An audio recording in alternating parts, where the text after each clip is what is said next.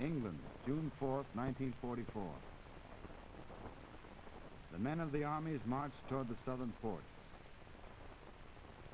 Equipment rolled down the road. Men and machines took their places in the waiting ships.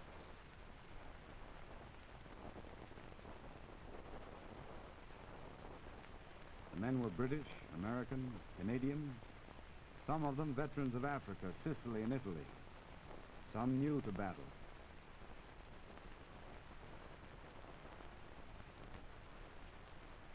They lay in the harbors of the south coast a day longer than planned. The invasion had been scheduled for June 5th, but bad weather in the channel had caused a postponement.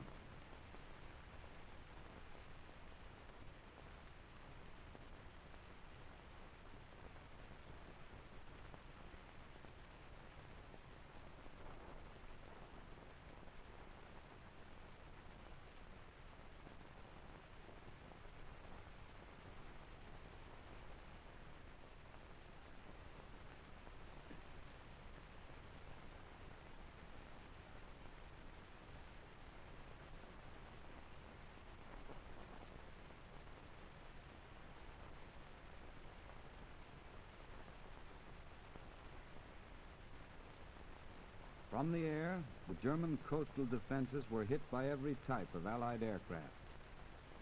As a climax to the terrible punishment of the German power dealt by our air forces in the months leading up to D-Day, pillboxes, minefields, coastal guns, bridges, ammunition dumps, radar stations, tank depots, road convoys, railroad trains going to and coming from Normandy were pounded without pause.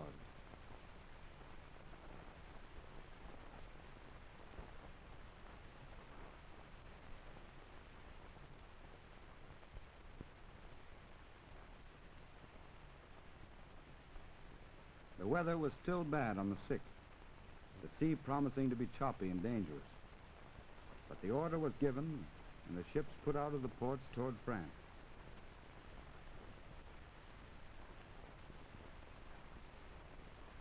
On board, the men were quiet, tense, grimly elated. The long years of training and waiting were behind them. Just over the horizon was the beginning of the final battle against the Germans. They could look around them and see the overwhelming strength that had poured from the Allied docks, factories, and arsenals.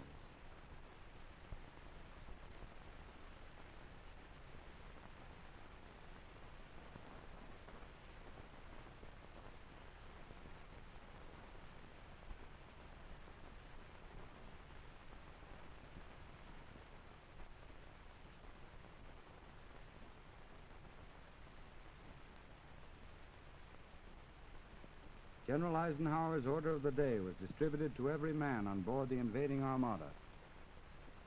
Soldiers, sailors, and airmen of the Allied Expeditionary Force, you are about to embark upon the great crusade toward which we have striven many months. In company with our brave allies and brothers in arms on other fronts, you will bring about the destruction of the German war machine, the elimination of Nazi tyranny over the oppressed peoples of Europe, and security for ourselves in a free world. Your task will not be an easy one. Your enemy is well trained, well equipped, and battle hardened. He will fight savagely. But this is the year 1944. Much has happened since the Nazi triumphs of 1940 and 41. The United Nations have inflicted upon the Germans great defeats in open battle, man to man. Our air offensive has seriously reduced their strength in the air and their capacity to wage war on the ground. I have full confidence in your courage, devotion to duty, and skill in battle. We will accept nothing less than full victory. A screen of naval vessels, from battleships to PT boats, guarded the convoy across the channel. Back in Britain, paratroopers marched out to their planes and embarked for the trip to Normandy.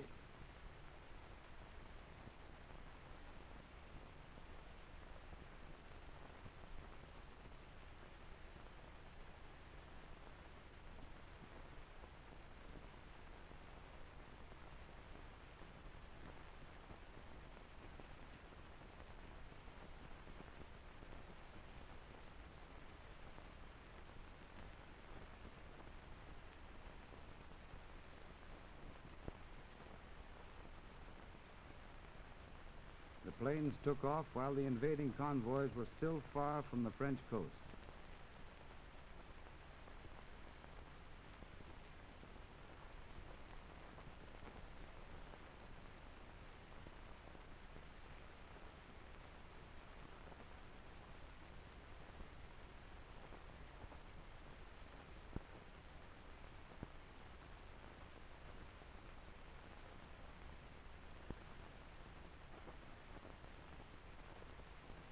As the ships moved toward the opposite shore, the men on them could see a procession of aircraft preceding them in the early light.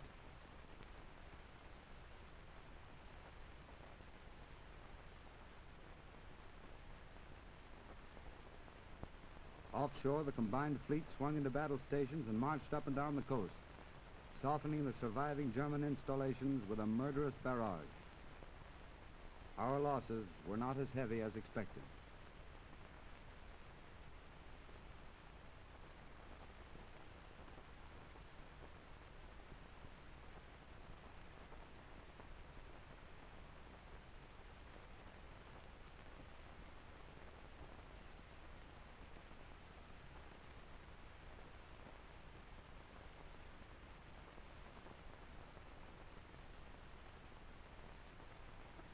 While this was going on, other airborne troops in gliders and tow planes prepared to take off from Britain.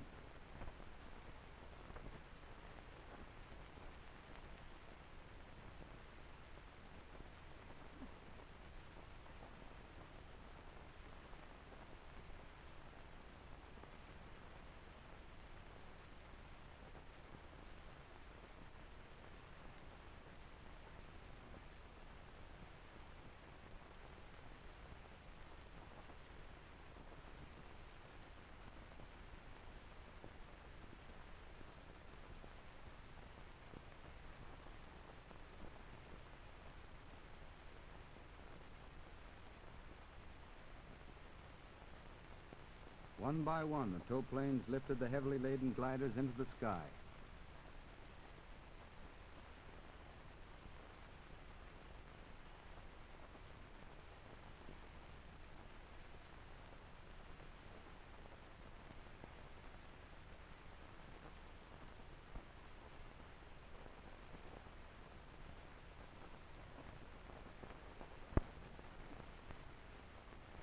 Now the shock troops of the invasion swung down the nets to the landing craft.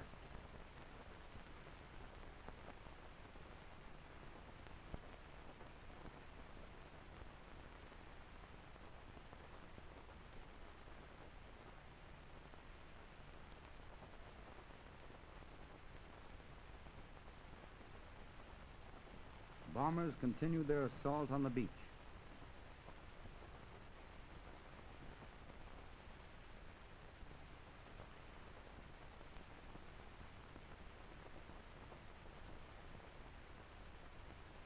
In a duel with a shore battery, at point-blank range of a mile, U.S. destroyer Corey was sunk.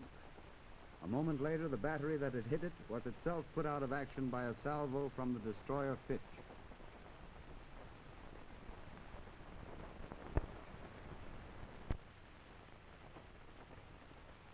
Overhead, the glider army headed toward its objective as the boats went in.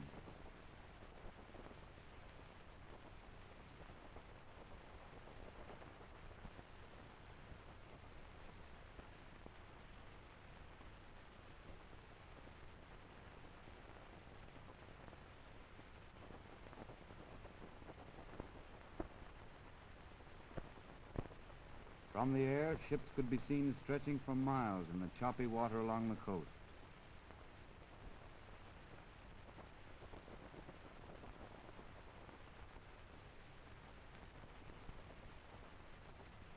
Back and forth across the channel, the air traffic continued without halt.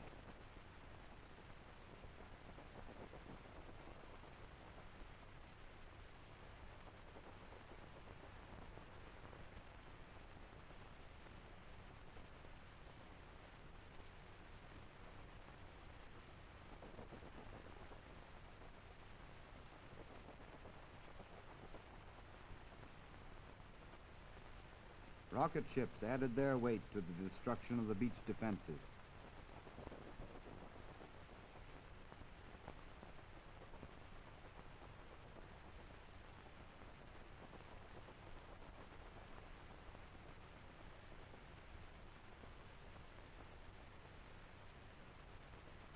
landing craft made their drive toward shore through lanes cleared during the night by minesweepers.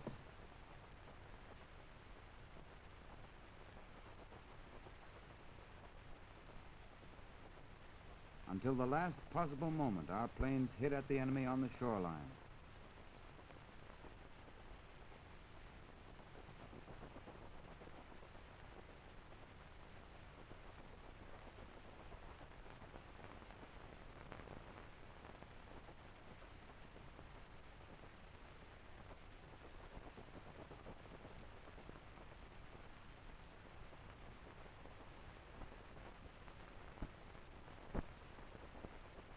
Landing craft of all descriptions negotiated the last dangerous stretch of water.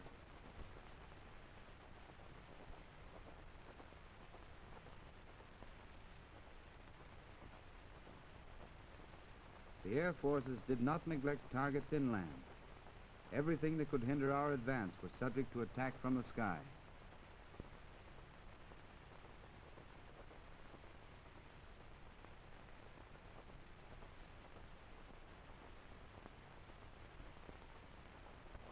The moment when Allied soldiers were going to put foot on French soil was close at hand.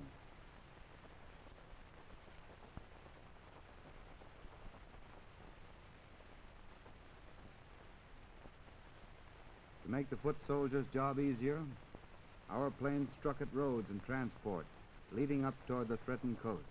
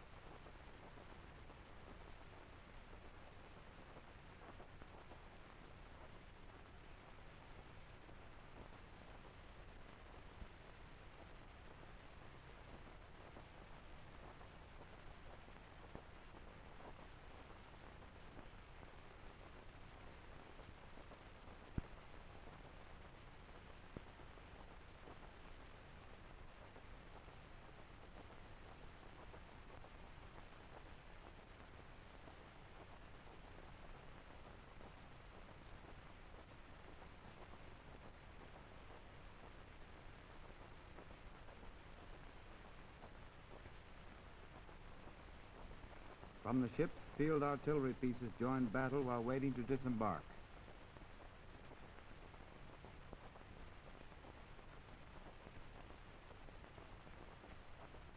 The men in the landing craft tensed for the impact of the moment when they hit the beach.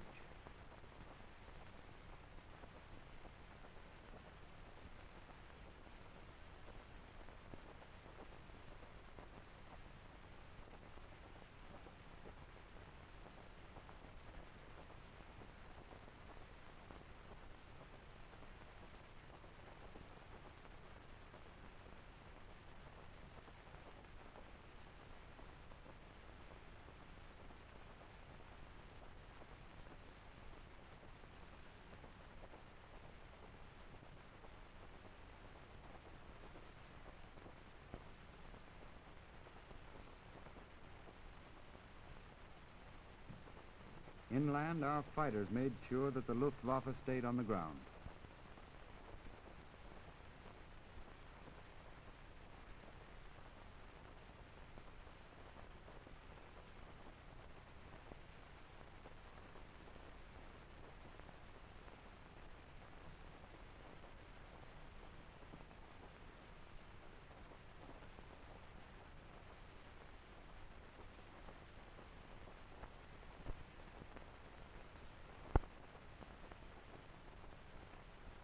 A few hundred feet ahead lay France.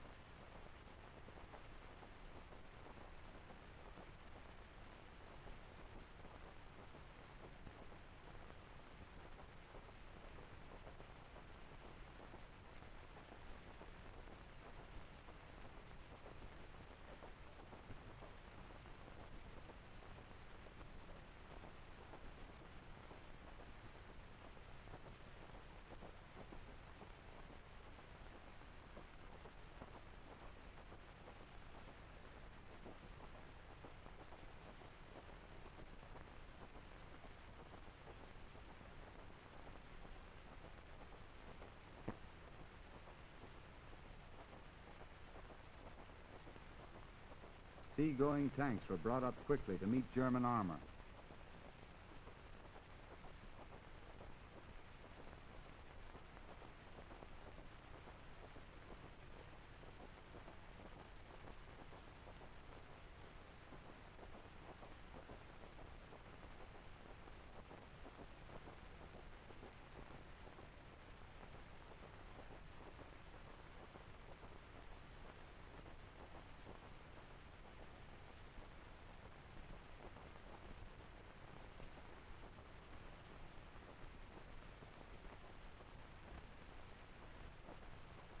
More men stepped onto the continent, into the fire of enemy guns that had survived the preliminary bombardment.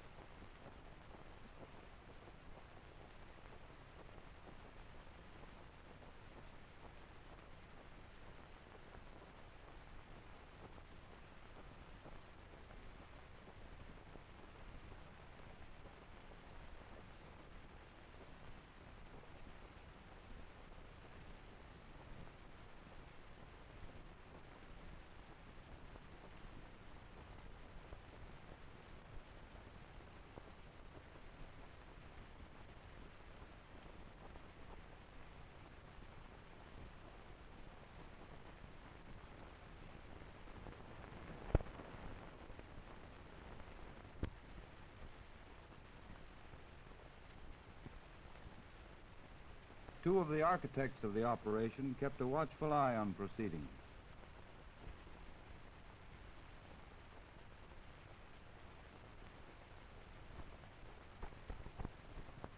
And a well-known soldier boarded a naval vessel early in the affair.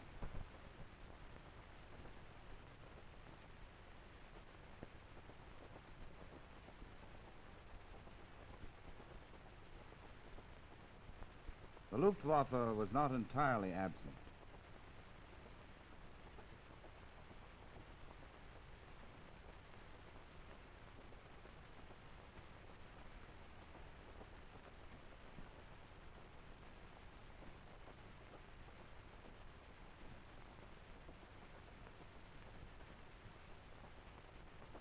Heavy supplies were landed quickly on the beaches.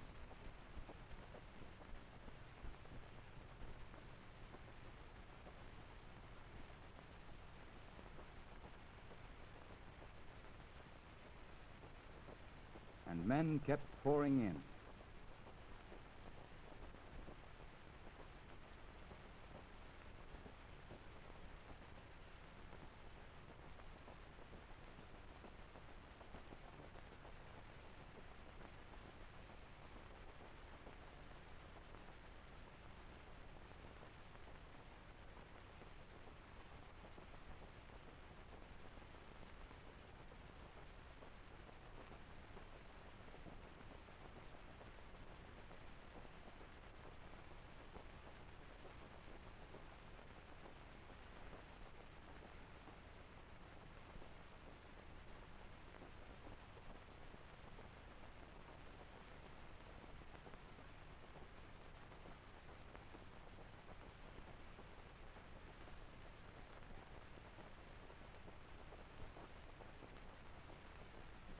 The unloading went on swiftly.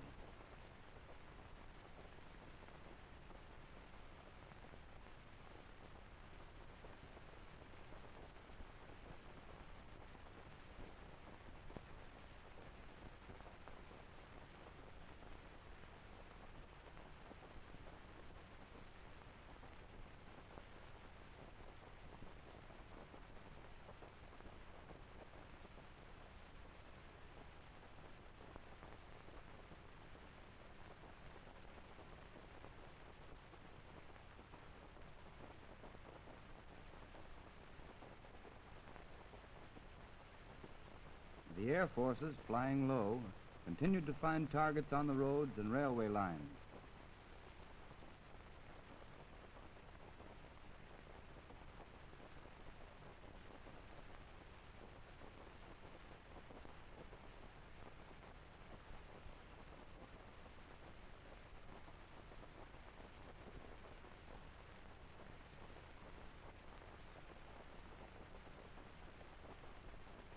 On fields inland, The gliders had landed and discharged their cargo.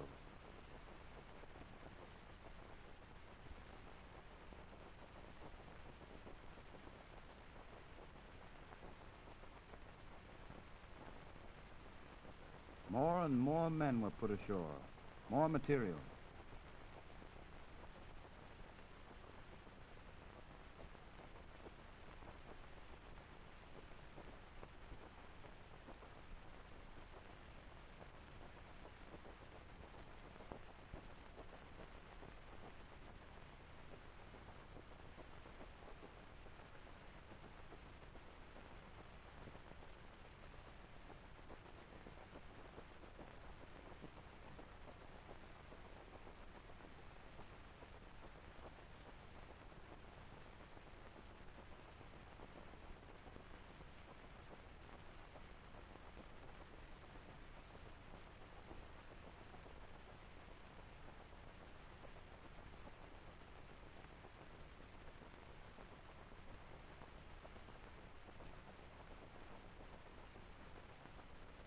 German fire brought down Allied soldiers, but others kept on.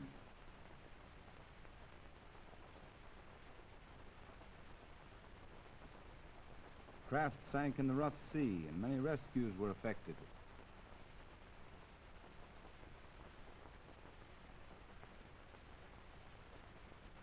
Fires dotted the battlefield, but the work of securing the beachhead went on.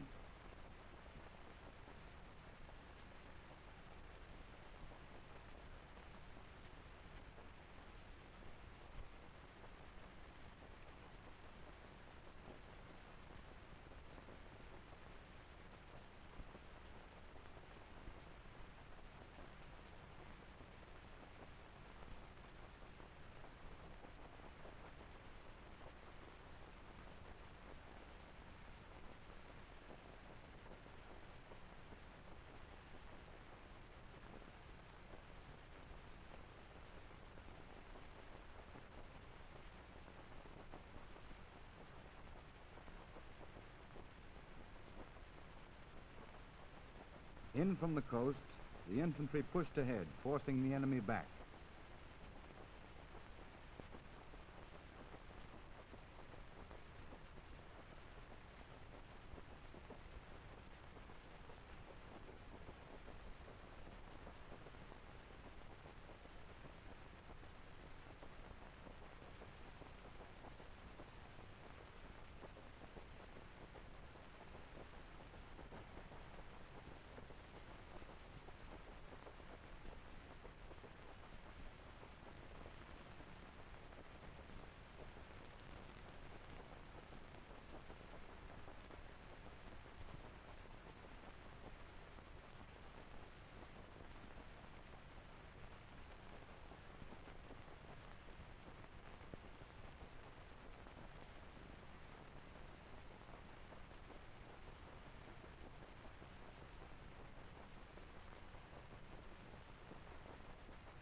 Tanks rolled up to support the advance.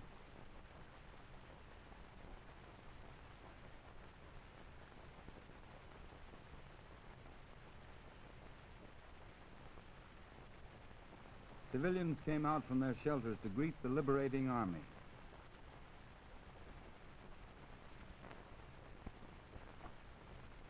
Savage street fighting took place at many points.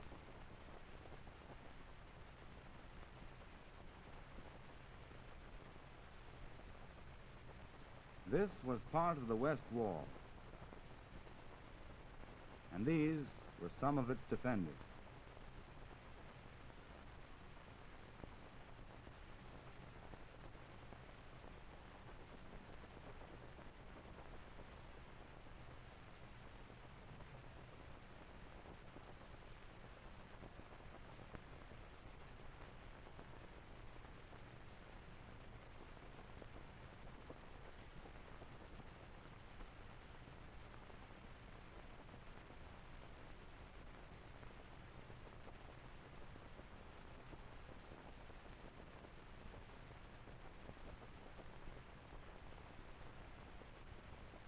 The troops worked their way in, collecting prisoners on the roadside. these Germans. And things obviously had begun well for this soldier.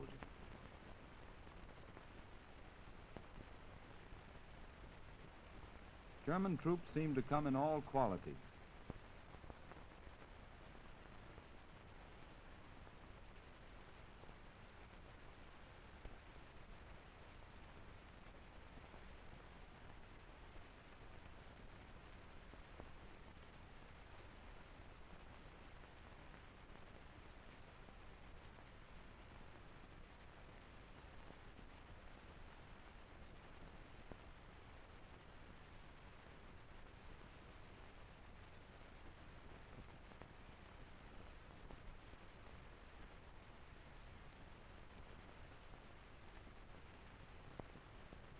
They were herded back to the beach to await transport to Britain.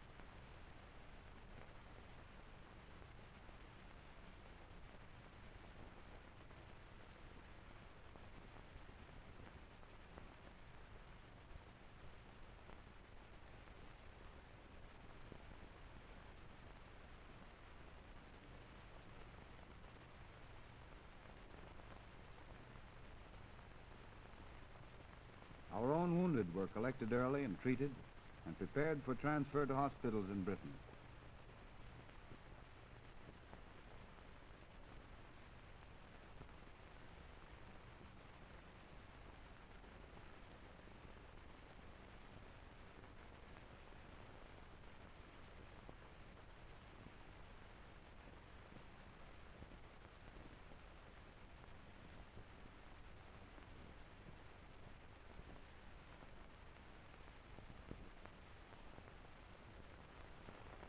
Back across the channel, survivors picked from wrecked craft in the sea were checked and cared for. The first dead to return were a symbol of the price we had paid to enter Europe. German officers seemed downcast and sullen.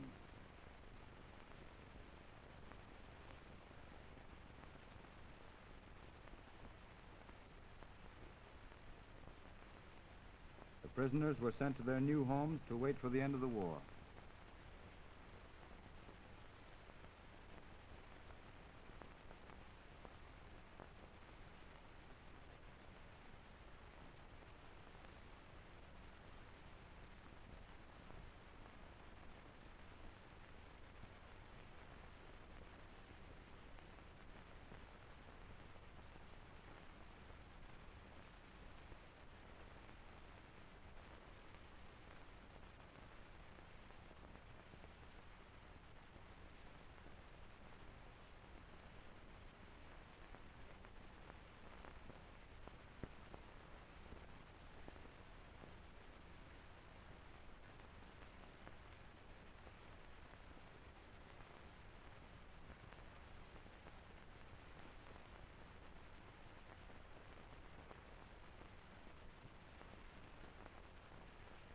On the French side of the channel, the work of consolidating the beach went on.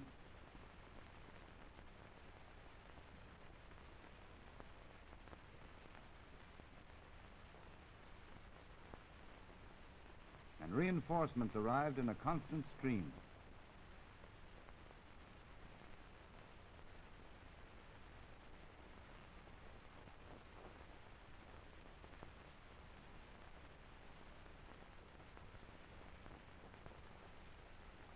Engineers worked on clearing the beaches.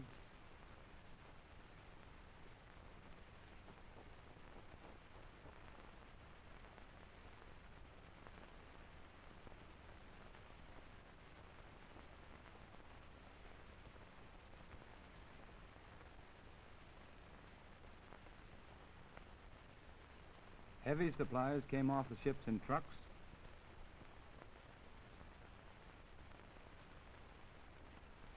and tanks in ever-increasing numbers came ashore and started work.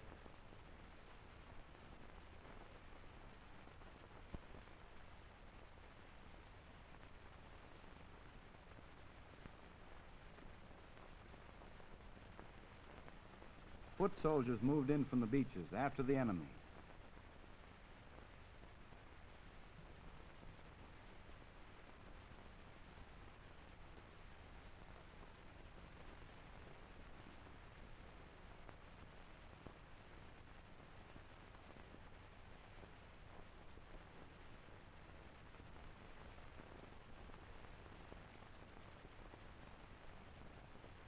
Towards Berlin.